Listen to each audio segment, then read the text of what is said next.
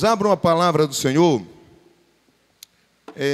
Vamos a uma palavra, eu vou tentar ser o mais breve possível, porque eu tenho um voo ainda esta madrugada. Então, vou tentar ser o mais rápido possível. Abra em Levítico, capítulo 25, e o verso 47. Levítico, capítulo de número 25, e o versículo 47. Louvado seja o nome do Senhor. Livro de Levítico, capítulo de número 25, e o verso de número 47. Todos já encontraram? Amém. Quem encontrou, diga amém. Amém. Diz assim: e se o estrangeiro ou peregrino que estar contigo alcançar riqueza, e teu irmão que estar com ele empobrecer, e vendesse ao estrangeiro ou peregrino que estar contigo, ou a alguém da família do estrangeiro, depois que se houver vendido, haverá resgate para ele. Repete comigo: um dos seus irmãos o poderá resgatar, ou seu tio, ou filho do seu tio, o poderá resgatar, ou um dos parentes da sua família o poderá resgatar, ou se alcançar riqueza, resgatará a si mesmo. Levanta a mão para o alto, fecha os teus olhos. Pai, te agradecemos pela tua palavra, pelo teu povo, pela tua igreja, pela tua presença manifesta neste lugar. Que o Senhor continue operando e falando aos nossos corações, através da tua palavra, para a glória do teu nome. Amém. Pode sentar, desocupar as mãos, liberar a melhor salva de palmas que você pode liberar ao nome de Jesus. Aleluia! Louvado seja o nome do Senhor. Queridos irmãos, presta bem atenção nesta palavra que nós acabamos de ler aqui agora. Esta palavra que nós acabamos de ler, ela vai falar acerca de uma lei chamada lei, repete comigo, lei do parente remidor. Para a multidão que tem aqui foi fraco. Repete comigo, a lei do parente remidor. O que é a lei do parente remidor? A lei do parente remidor, ela é, eu posso dizer que é a lei mais linda que existe em toda a Bíblia Sagrada. A lei do parente remidor, ela determinava o seguinte, tinha uma determinação nela. Quando alguém fazia uma dívida e não conseguia pagar esta dívida, esta pessoa deveria se tornar escrava do credor, de quem ela estava devendo. E quando essa pessoa se tornava escrava do credor, tudo que era dela, sua casa, seus animais, suas terras, tudo passava a ser do credor. E até os filhos que nasciam depois, também já nasciam na condição de escravos, pertencentes ao credor. Nós temos na Bíblia alguns exemplos desta lei. Por exemplo, aquela mulher viúva, que a Bíblia diz que Eliseu, pelo poder de Deus, mudou a história dela. O historiador Flávio Josefo diz que ela era viúva, mulher de Obadias, viúva de Obadias. Obadias, quando morreu, ele deixou uma dívida que aquela mulher não conseguia pagar. Então vieram os credores para levar os 2 filhos daquela mulher como escravos, na condição de escravos. E aí, eu prego para uma igreja que conhece de Bíblia, e vocês sabem o término dessa história. Deus usou Eliseu e multiplicou, e ela não precisou mais entregar os filhos como escravos. Estou dando apenas um exemplo de uma aplicação desta lei. Temos também um exemplo de Ruth. Boaz foi o remidor dela. Mas essa lei, ela tinha 2 brechas, 2 saídas. Primeira saída que esta lei dava para o endividado: ele poderia alcançar riqueza e com a sua própria mão alcançar a libertação. Só que essa primeira possibilidade era impossível, porque um escravo não tem salário, um escravo não tem como juntar recursos, não tem como angariar recursos para pagar uma dívida.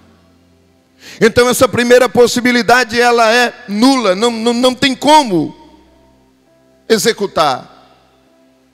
Havia ainda uma segunda oportunidade. E essa segunda oportunidade era: se um parente do escravo tivesse misericórdia dele, o parente poderia oferecer o pagamento da dívida. E o credor não tinha escolha, ele tinha que aceitar o pagamento que o parente lhe oferecia. E quando o parente pagava a dívida, o escravo não deixava de ser escravo. Ele apenas trocava de dono. Ele deixava de ser escravo do estranho e passava a ser escravo do parente. Mas a condição de escravo dele não mudava. Por que a lei determinava isso? Porque a lei entendia que ser escravo de um parente é menos danoso do que ser escravo de um estranho. Se bem que, aqui eu não sei, mas lá em Manaus se bem que tem parente que é melhor continuar com o estranho. Aleluia. Então, mas a lei entendia que o parente não seria tão severo, não seria tão malvado com o escravo.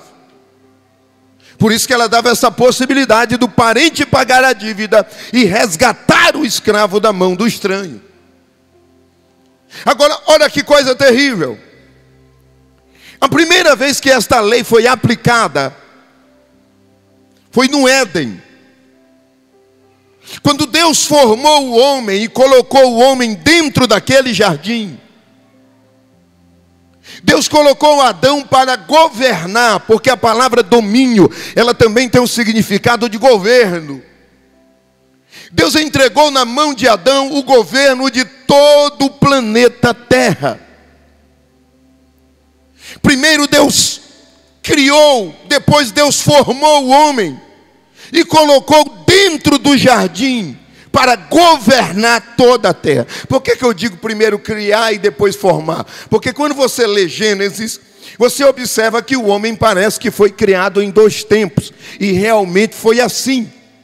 Livro de Gênesis capítulo 1, versículo 27, e criou o Senhor Deus, o homem e mulher, os criou no mesmo dia. Então, em Gênesis 1, 27, nós temos a criação do homem e da mulher no mesmo dia, a sua imagem e a sua semelhança. Homem e mulher os criou. Quando você lê um pouco mais adiante, você chega em Gênesis 2:7 e você vai ver agora a formação do homem a partir do pó da terra. O que nós temos aqui? A criação do homem em 2 tempos. Repete comigo: eu fui criado. Diga, eu fui criado em 2 tempos. Como que ocorre a criação do homem? Como que ocorreu a criação do primeiro homem? E como que ocorre a nossa criação até hoje? Primeiro, Gênesis 1, 27, Deus gera o espírito do homem. Pastor, e como acontece essa geração do espírito do homem? Não tem a gravidez de uma mulher? A gravidez de uma mulher é uma sombra do que acontece no mundo espiritual. Porque você é gerado primeiramente dentro de Deus. Quer que eu prove para você? Abre aí em Zacarias capítulo 12, versículo 1.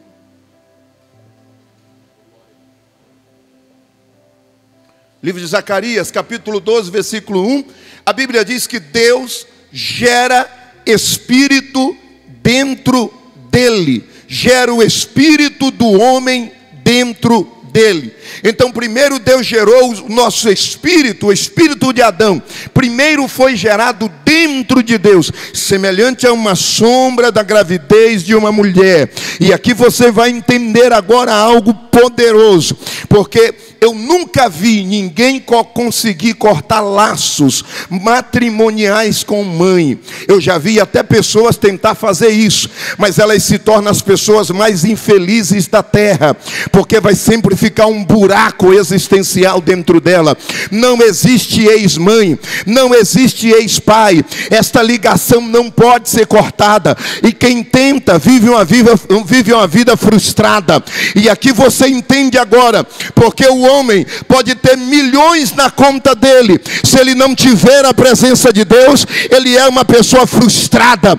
Ele pode ser dono da metade desta cidade, mas se ele não tiver o Espírito de Deus, ele não é feliz, porque somente a presença de Deus satisfaz a nossa vida, satisfaz a nossa alma. Você veio de lá e só a presença dele alegra a tua alma. Você não consegue viver sem essa presença, porque é uma ligação impossível de ser cortada. Então, quando Deus gera, aí vem uma pergunta: pastor, mas quando que aconteceu isso? Livro de Efésios capítulo 1, versículo 4. Quando que eu fui gerado? Efésios 1,4 diz que Deus nos elegeu nele antes da fundação do mundo. Olha para a pessoa que está ao teu lado e faz uma cara séria para ela e diga: nunca mais esconda a tua idade. Você é mais velho do que a terra.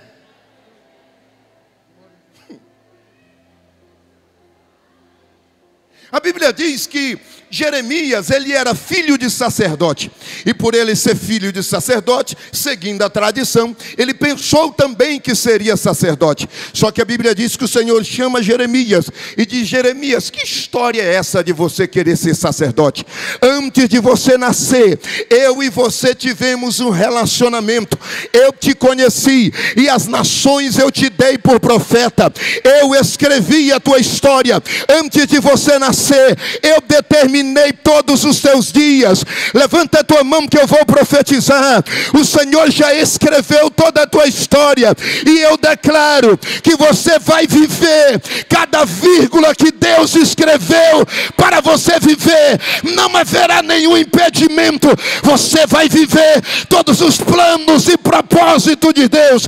Quem acredita nisso, joga a mão para o alto e adora ao Senhor.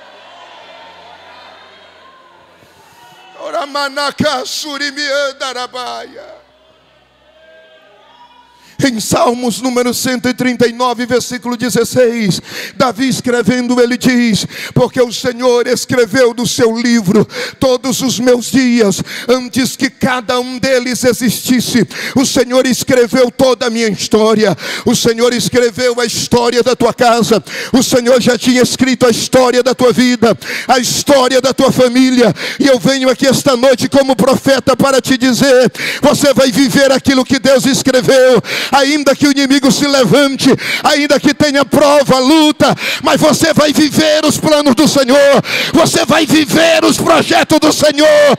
Ah, quem toma posse disso adora. Anacaia manassubi come nebianasu.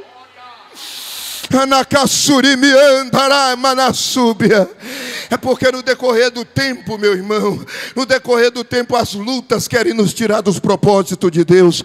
No decorrer do tempo o inimigo quer nos tirar do propósito de Deus, daquilo que Deus decretou, daquilo que Deus determinou. Só que aqui tem uma pergunta. Qual é a pergunta? Pastor, se Deus escreveu a minha história, por que tem sofrimento?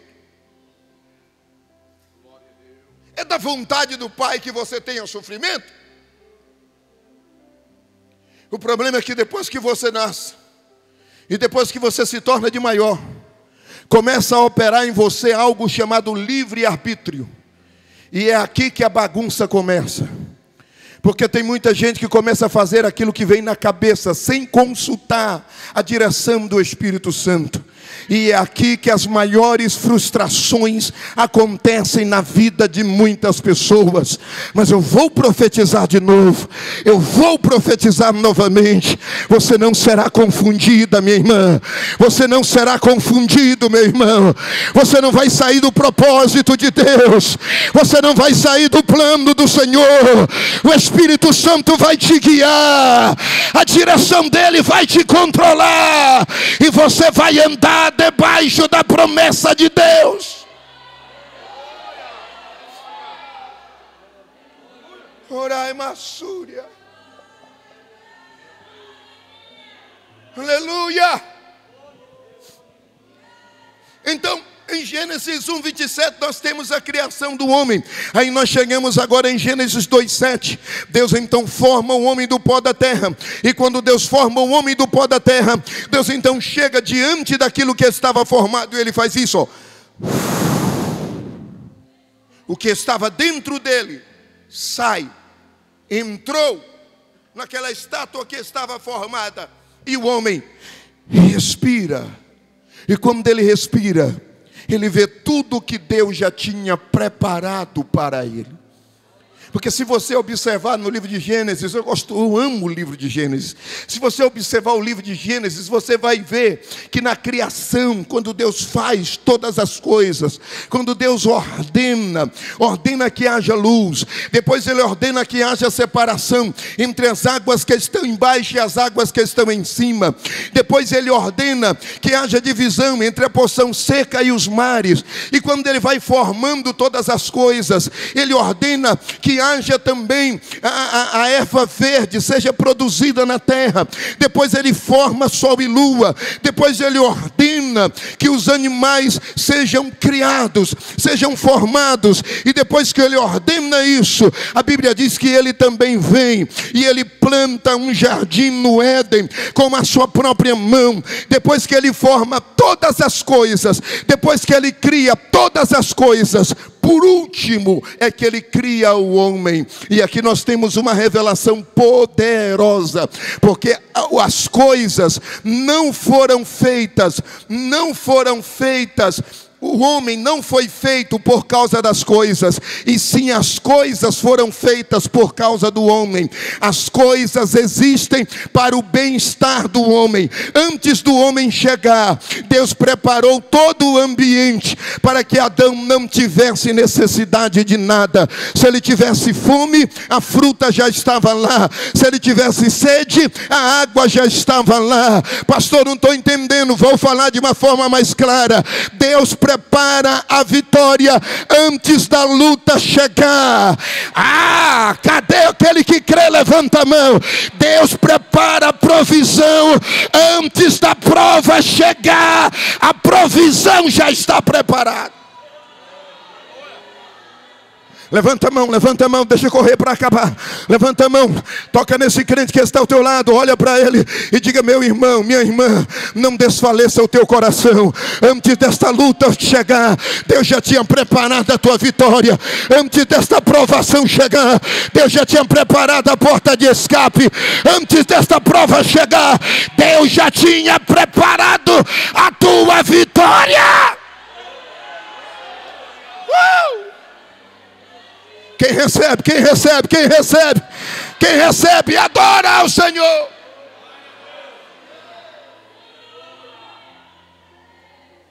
Tudo caminhava perfeitamente bem, meus irmãos. Tudo caminhava tranquilamente bem. Só que havia um ser que não estava satisfeito com o que ele estava vendo. O nome dele chamava-se Lúcifer. Ele olhou aquele casal dentro do jardim, vivendo tranquilamente. E ele então foca toda a sua artilharia naquele casal. O ódio que ele tinha de Adão e Eva.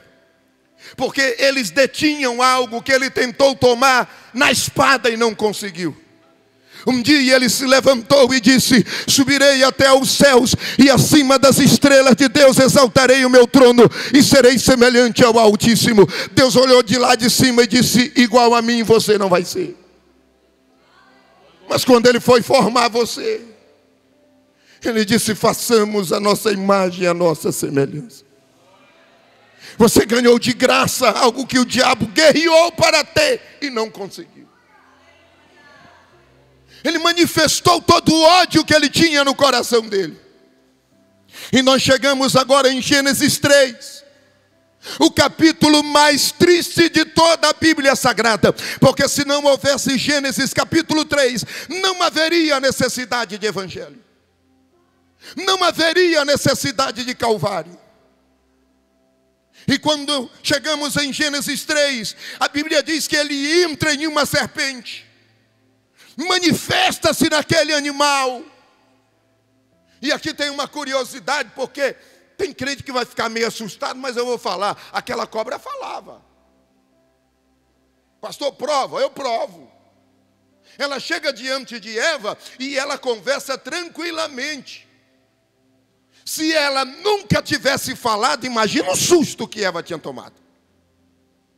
Imagina você chegar na tua casa, minha irmã, e na hora que abrir uma porta, uma cobra cascavel olhar e dizer: boa noite, irmã Maria. Tu ia perder o sapato, a bolsa. Era ou não era? Mas ela conversou tranquilamente. Ela só não sabia que o maior inimigo estava lá dentro. E ele então, manifesto dentro daquela cobra, ele pergunta: por que você nunca comeu do fruto desta árvore? Eva, como uma crente que não gostava de escola bíblica dominical, dá uma resposta toda embaraçada. Porque ela diz: da árvore que está no meio do jardim, disse Deus, não podemos comer e muito menos tocar. Mas a Bíblia não diz que a árvore do meio era a árvore do conhecimento do bem e do mal. A árvore do meio era a árvore da vida. E a Bíblia diz que só não podia comer. Não está escrito que era proibido tocar.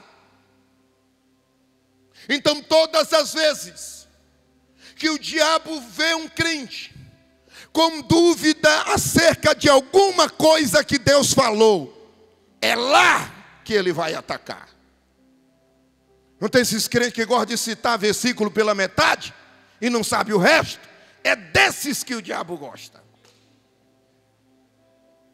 Crente que não gosta de ler Bíblia, é esses que o inimigo ataca.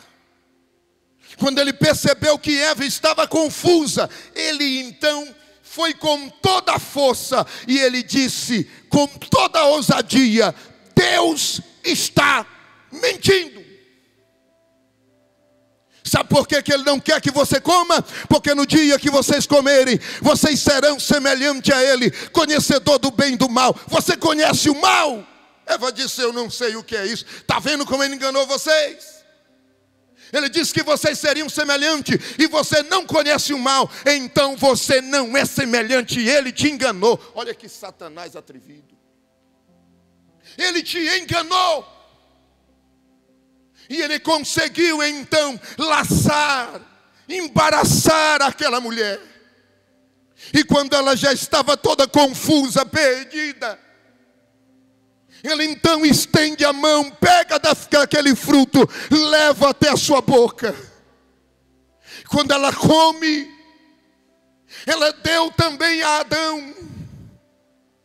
E quando Adão pega e come, eu acho interessante porque eu já vi alguns estudiosos bíblicos dizer que Adão não estava muito longe, ele viu quando ela comeu.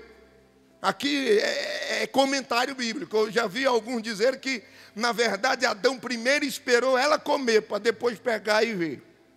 Ou seja, vou ver ela comer, se não acontecer nada, se ela não cair dura no chão, eu como. Coisa terrível, né? Então ela pega, come, dá para Adão. Quando Adão pega, come também. Ele contraiu uma dívida que ele não tinha condições de pagar. Porque no livro de Salmos 49, versículo 7, a Bíblia diz que a alma de um homem é muito cara, e nenhum outro homem pode remir a alma do seu irmão. No livro de Hebreus, a Bíblia diz também que somente sangue inocente pode apagar pecado. E o sangue de Adão não era mais inocente. Ele contraiu uma dívida que não tinha como ele pagar. E agora todos os seus filhos que iriam nascer, já iriam nascer também devedores, escravos semelhante a ele, sem ter condições de pagar.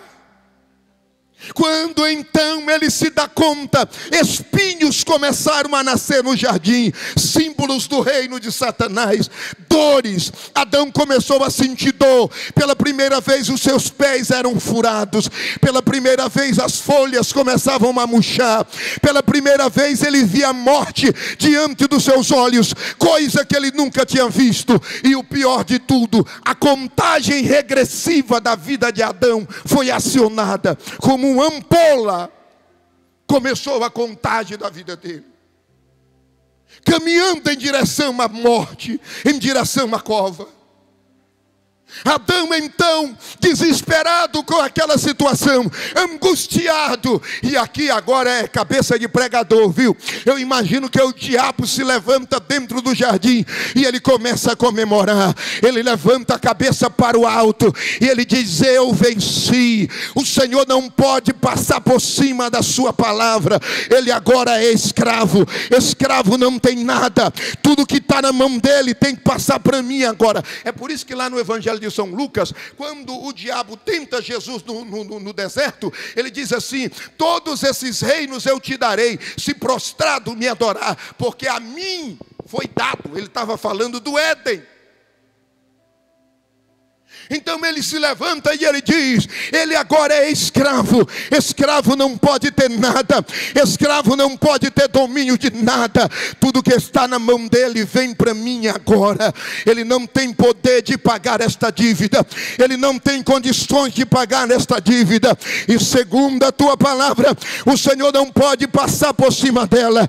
Ele agora é um eterno escravo. E todos os filhos que nascerem dele também já serão escravos. E aí eu imagino, meu irmão, Satanás festejando, comemorando, dizendo: acabou, não tem jeito, não tem como Deus se sair dessa. Só que o diabo esqueceu de uma coisa, e eu vou falar bem devagar para você pegar.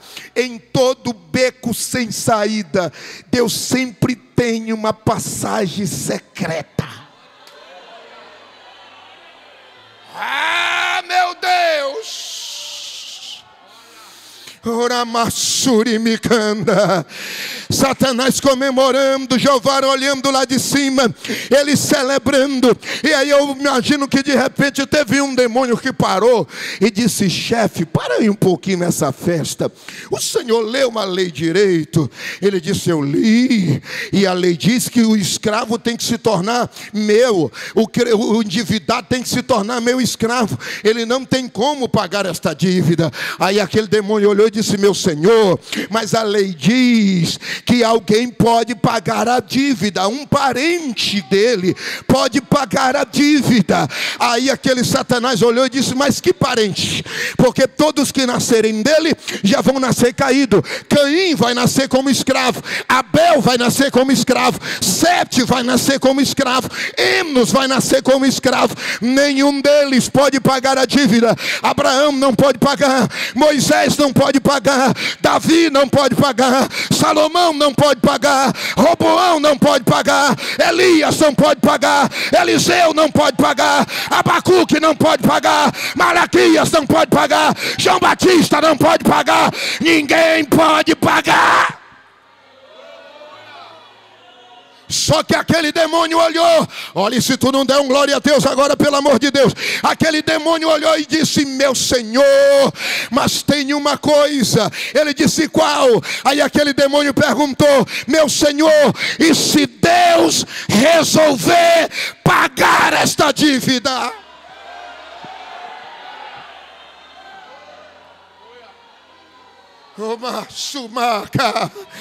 Aí foi um choque. Ele olhou e disse: não.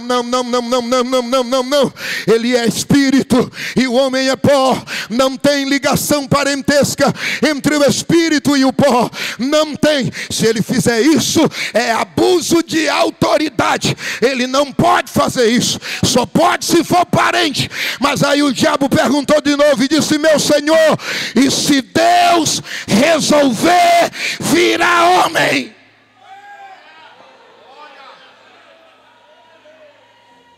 E se Deus resolver virar parente do homem?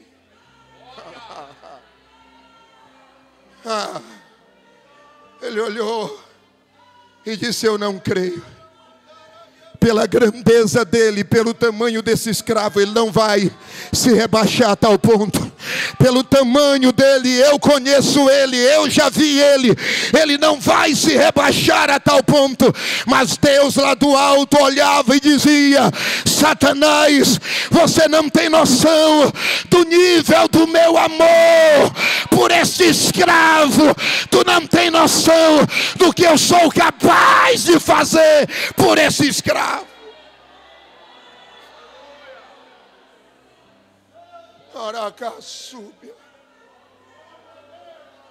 O tempo foi passando. Todos que nasciam, ele pensava que era o remidor. Chegamos agora no período entre os dois testamentos, 400 anos de silêncio, e o remidor não vinha para pagar a dívida. Chegamos agora nos evangelhos, e diz a Bíblia que um certo dia uma mulher por nome de Maria estava dentro da sua casa, e quando ela estava lá, desceu um varão. Eu entendo que o nome dele era Gabriel, e quando ele desceu dentro, ele olhou para ela e disse: salve agraciada. Ela olhou e disse: que saudação é esta? Esta saudação não é deste mundo. E ele disse: tem razão, eu venho do alto, eu assisto diante de Deus, e eu trago uma notícia: você vai engravidar, e o teu filho não será gerado pelo homem, será gerado pelo Espírito Santo, e vai nascer uma criança, o nome dele será Jesus, o principado estará sobre os seus ombros, ele será grande, ele será maravilhoso, príncipe da paz, herdeiro do trono de Davi. Ele vai pagar a dívida. O macacaçu minai amando e não combinação. Ele vai pagar a dívida que foi feita no Éden. Nasce essa criança. Passam-se os anos, chegamos agora aos 33 anos. Faltando alguns dias para a Páscoa, ele é traído. Um dos 12 o trai. E ele então, ainda no jardim do Getsemane, orando, ele vê o tamanho da dívida que era para ser paga. E ele então ora e disse: Pai, não tem outro jeito de pagar essa conta. E o pai diz: Filho, de ter tem, mas se arrumarmos um outro jeito, é abuso de autoridade. É desta maneira, somente o teu sangue pode pagar. Ele disse: Pai, que não seja feita a minha vontade, mas a tua. Então chegam os soldados, prendem o nosso Senhor, levam nosso Senhor até a casa do sumo sacerdote. Eles iniciam ali um julgamento rápido, cheio de falhas, com testemunhas falsas, acusatórias, falando muitas coisas que nada tinha a ver. Até que se levanta duas testemunhas e diz: a gente viu este homem dizer que iria destruir o grande templo e em 3 dias iria reconstruir. O sumo sacerdote levanta a cabeça e diz: é verdade o que eles estão falando? O nosso Senhor então olha para ele com um olhar altivo, fixo, e diz: é verdade, e eu te digo ainda mais, em breve tu verás o Filho do Homem voltar sobre as nuvens, sentado à direita do Pai, com grande poder e com grande glória. O sumo sacerdote rasga as vestes e diz: não precisamos mais de testemunha, este homem é digno de morte. Eles então vendam os olhos do nosso Senhor e começam a esbofetear, a esmurrar e dizer: se tu és profeta, diz quem é que está te batendo, revela o nome de quem está te esmurrando agora. E começaram a bater, a esmurrar. Diz a Bíblia que eles conduzem o nosso Senhor até a presença de Pilatos. Pilatos então faz uma série de interrogatórios, e vendo que era falsa todas as acusações, ele tenta se sair, envia ele a Herodes. Herodes queria que ele fizesse milagres, mas Jesus não faz milagres por interesse. Jesus não opera assim, ele não operou nada. E diz a Bíblia então que Herodes volta a ele, Herodes volta a ele à presença de Pilatos. E quando ele chega na presença de Pilatos, Pilatos olha e diz: por que você não se defende? Não sabes tu que eu tenho o poder de te soltar, de te libertar agora? O Senhor levanta a cabeça e diz: Pilatos, eu te digo uma coisa, nenhum poder tu teria se do alto não fosse te dado. O escravo aqui não sou eu, o escravo aqui é você. O juiz aqui não é você, o juiz aqui sou eu. Prossegue o julgamento, faz a condenação, porque salvação não é acidente, salvação é um projeto, é um plano infalível de Deus. Pilatos então prossegue e diz a Bíblia que eles pegam agora chicotes com pontas de ossos de carneiro, e eles começam a bater com aqueles chicotes. Aquelas pontas de ossos perfuravam o seu corpo, arrancavam uma carne, rasgavam o corpo, o sangue descia, e o diabo olhando e dizendo: desiste desses escravos, não paga esta dívida, chama os seus anjos, acaba com isso agora. E o nosso Senhor dizendo não, ele estava determinado a nos resgatar. Eles então jogam um madeiro sobre os seus ombros, ele caminha em direção ao Gólgota, e quando ele chega em cima daquela montanha, eles então lançam ele em cima da parte horizontal daquela cruz, e eles pegam agora cravos de 13,5 centímetros, cravam sobre os seus pulsos, levantam a parte horizontal, e agora eles pegam os pés do nosso Senhor, flexionam os pés do nosso Senhor, e eles pegam aqueles cravos e cravam também nos pés do nosso Senhor.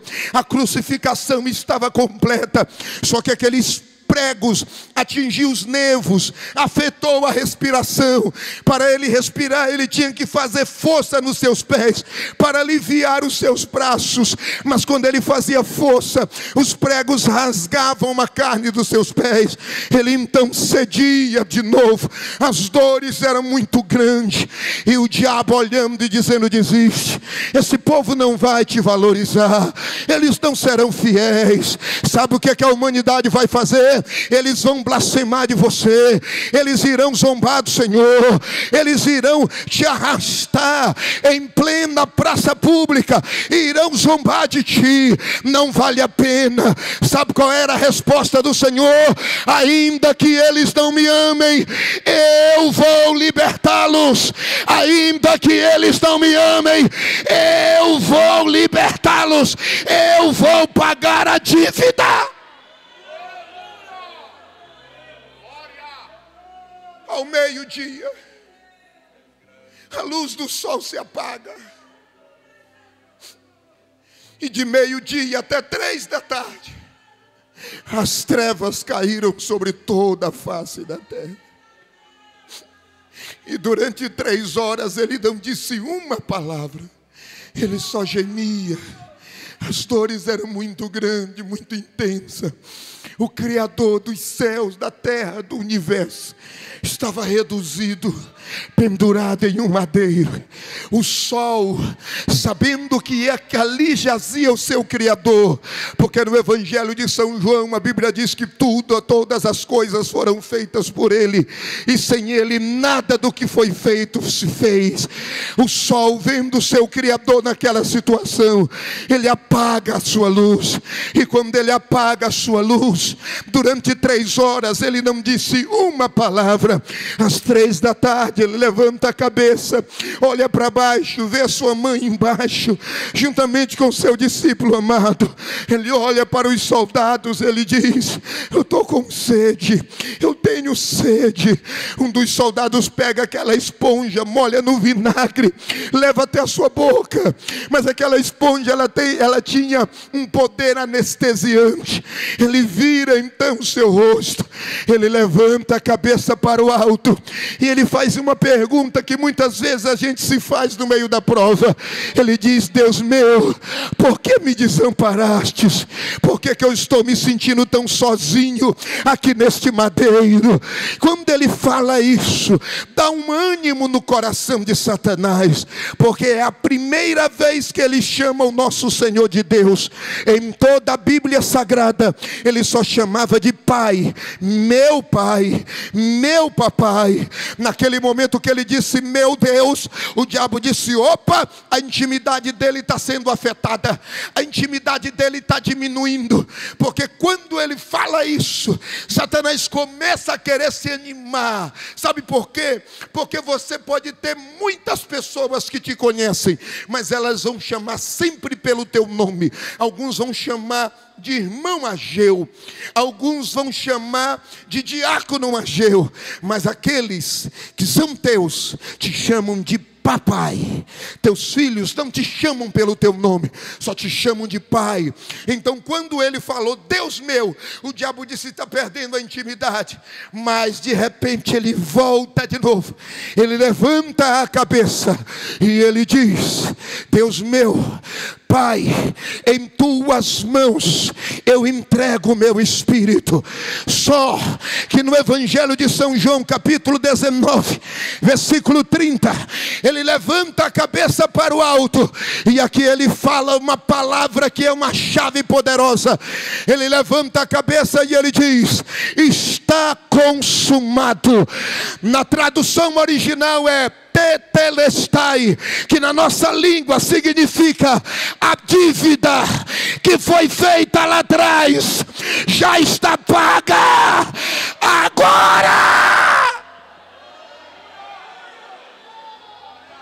A dívida está paga, a dívida está paga, a dívida está paga, a dívida está paga. Quem pode adorar a Ele? Quem pode adorar a Ele?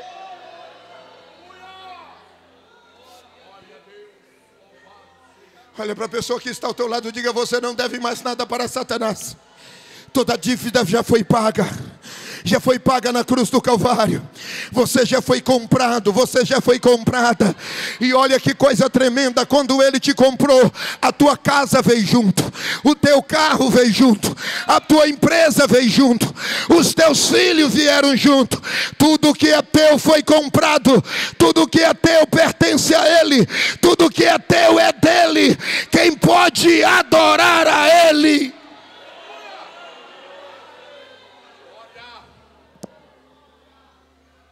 Já vou encerrar.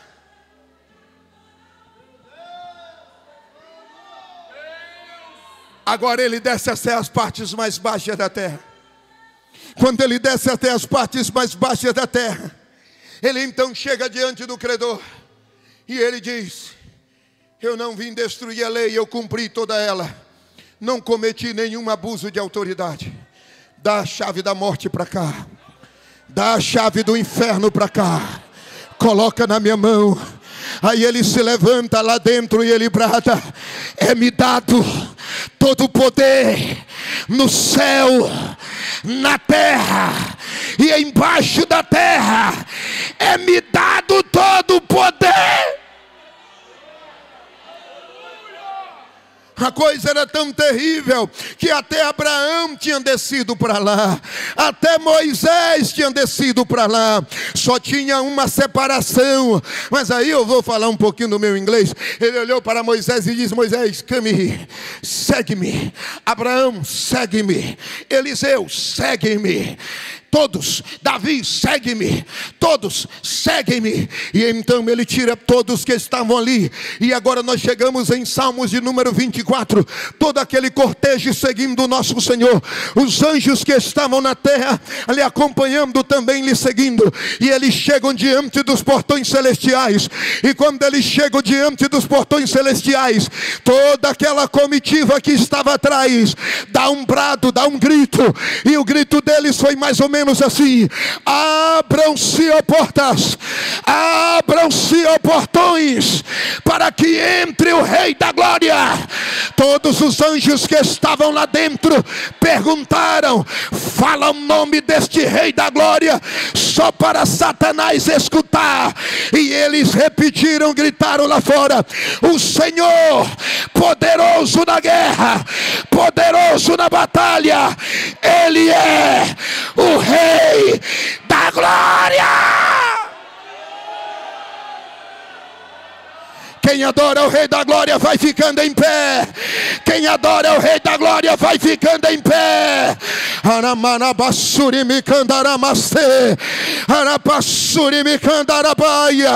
Ele é o Rei da Glória. Ele é o Rei da Glória.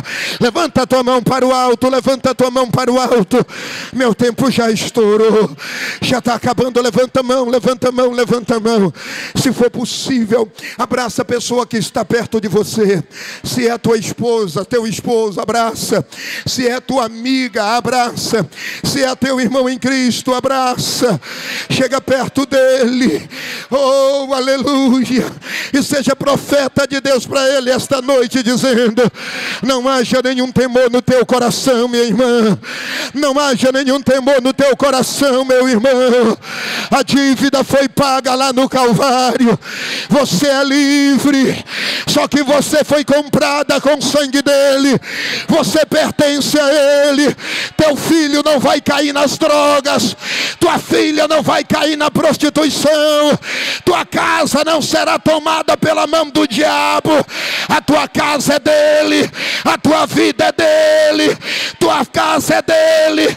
Teus filhos é dele. A glória dele está sobre ti. Está na tua casa. Está na tua família. Recebe esta glória agora. Mais. Recebe mais. Recebe mais. Recebe mais.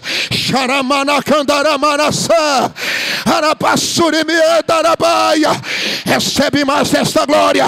Seja renovado. Seja renovada. Seja renovada. Ele é o Senhor da tua vida. Ele é o Senhor da tua casa. Satanás não vai bagunçar a tua casa. Satanás não vai bagunçar a tua família. Tua casa é dele. Tua vida é dele. Teu filho é dele. Tua filha é dele. Recebe. Recebe. Recebe. Recebe. Agora. Aramassuri mikandaramarabassa. Rapacanda. Aramando. Ramanassúbia. Rapacandarai. Ramanacandarabaia. Tem uma glória de Deus aqui. Tem uma glória de Deus aqui. Recebe mais desta glória. Recebe mais desta glória. Recebe mais desta glória. Ele é o Senhor da tua vida. Ele é o Senhor da tua casa. Ele é o Senhor. Oracá, Barassúbia, Aramanda Subicomanai, Aramanacandarabasúbia. Teus filhos são dele, teus netos são dele, teus bisnetos são dele, toda a tua descendência é dele. Ele vai levantar dentro da tua casa uma geração sacerdotal, uma geração de profetas, uma geração de homens e mulheres. Tua descendência será poderosa em Rio Largo, tua descendência será poderosa em Alagoas. Teus filhos serão cheios da glória de Deus, tua casa será cheia da glória de Deus, porque é dele, pertence a ele. Oh, Oramaia Candarabasúbia.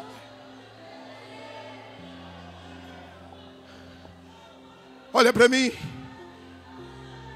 Tem alguém que porventura está nos visitando e quer aceitar a Jesus ou reconciliar? Tem alguém? Alguém que ainda não tinha entregado a vida para Jesus e quer entregar agora? Se tem, corre, eu quero orar por ti. Tem algum visitante, alguém que está entre nós e quer entregar a vida para Jesus, quer reconciliar? Sai do teu lugar, não tenha vergonha não.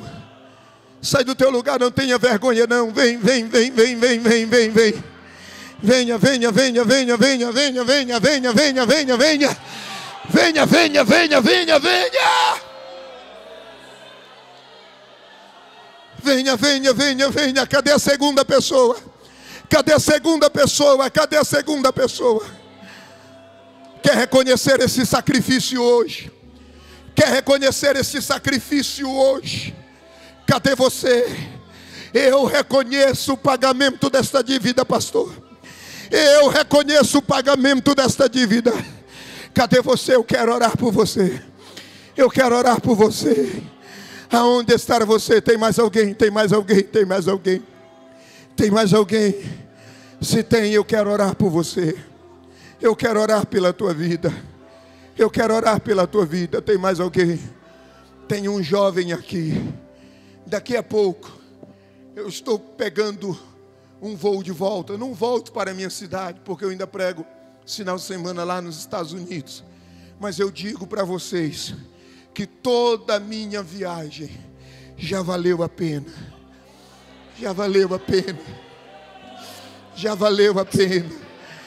Quem pode adorar ao nome dele? Quem pode adorar ao nome dele? Quem pode adorar ao nome dele? Aleluia. Quem pode adorar ao nome dele? Ora surimicanda inosuminaia anaia sa. Te conheço desde o ventre. Chamaia canda súbia. E tenho eu projetos grandiosos a serem executados através da tua vida. Minha palavra está no teu coração. Minha palavra está inserida em ti. E eu te levantarei como um vaso de honra no meio da tua família. Xarabacandarabaçu. Recebe. Armassurimiandarabai. Nakai surimicanda. Iriminaia. Espírito Santo. Todos os pecados são apagados agora do sangue do Cordeiro.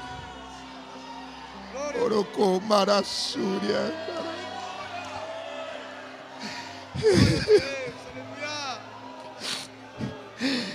Arassúbia. Está vindo mais um. Cadê a igreja para celebrar?